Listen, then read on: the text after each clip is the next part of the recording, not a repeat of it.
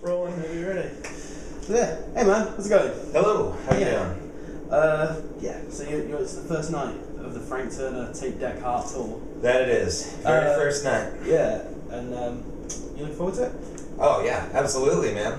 Wouldn't have come all the way out here if we weren't. Yeah. Yeah. We toured with Frank earlier in the States, and we just fell in love with all the guys in the band, and it was amazing. Great tour, and they asked us to come out. We couldn't believe it. So yeah, I mean, that must make a UK tour for a US band a lot easier if you've got people over it that you know, and you know. Yeah, like exactly that.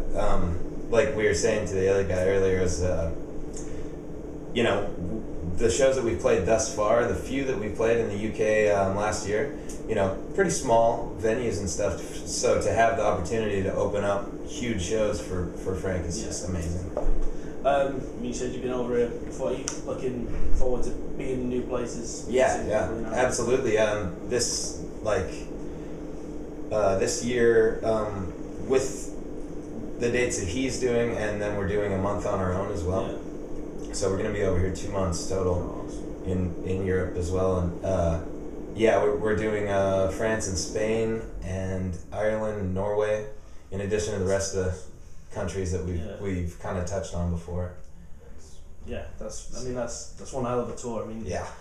I mean, being sort of from America, used to the big tours. I mean, the sort of the long drives, the big tours, but I mean, Europe must be something different, sure. Yeah, absolutely. When you you know, we're from Oregon, which is relatively, you know, a big state, but you could spend, you know, like in California, for instance, like 10 hours just driving through the state. In that time, you could get through so many countries. It's totally different, yeah. I mean, so how does your music go down with European audiences? It's got a very American feel to it. So like, yeah, well, that was what the first time we came, we were all a little bit. We had no idea what to expect, but all the bands that we've ever known that have toured Europe and UK before said that the audiences are amazing and everything. Yeah. And we got over here, and they were absolutely right. You know, a good grip of people would come out every night without even they never heard of us before, and then they just pile in, you know, get drunk, get rowdy. So, excellent. Yeah. I mean, I've noticed, you know, bands like Glossary and Lucero and Alice Nancy have all like done really well when they've come over. Yeah.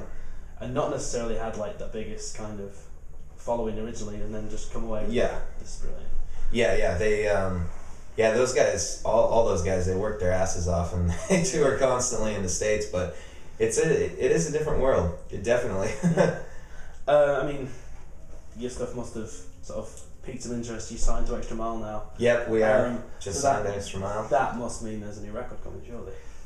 Absolutely, yeah. I don't know, we're not officially going to say anything yet, but there is definitely, and we actually just recorded another new one, but they're going to put out some of our previous stuff really soon, and as soon as we can announce it, we will. Fair enough. The last 3 records have gone down really well with critics and audience and all that. What do you do to sort of appease those people, but sort of make it more interesting for yourselves? Is it a matter of sort of changing things up? And I think it's just a matter of trying to stay fresh with ourselves, and because of the way that we've always done things and how we write our music anyway, it just pretty much comes out like this new album that we're going to do, or that we've recorded already and we're going to put out, it's different, but it's definitely like it's Larry and His Flask. You can tell that it's the same kind of formula, but you know, there's a couple of oddball songs in there. That's always good though. It's always good to, you know, switch it up. And Yeah, I feel so. I mean, it's just with the type of audiences you've been playing to. You played to Frank's audience sort of on this tour, but you've done the Warped Tour before and things like that. I mean, does the audience always get it? I mean, I assume they'll get it with Frank's crowd, but with sort of Warped Tour crowds and things like that. Do you get people coming back? Yeah, I mean, they on Warped Tour, they did. There have been not on. Basically, I mean, generally speaking, they do. Yeah. Because it's close enough to whoever we're touring with, and that's kind of why we're touring with them, you know. and they're hoping that we'll warm the audience up for them. You know, that's the idea.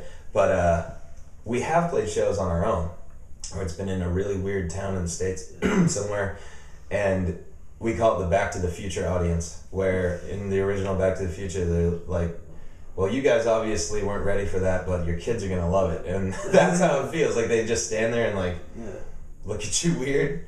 That's been, like, on our own shows, which is funny.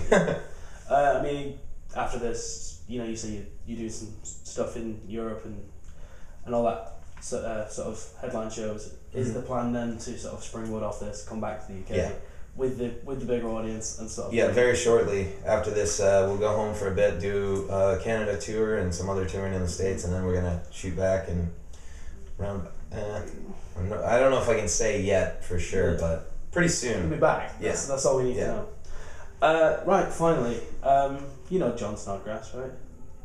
A little bit, yeah. I've met him from time to time. So the other day he sent me a message and said, I was going to interview cheap girls, and he said, ask them if they like kites.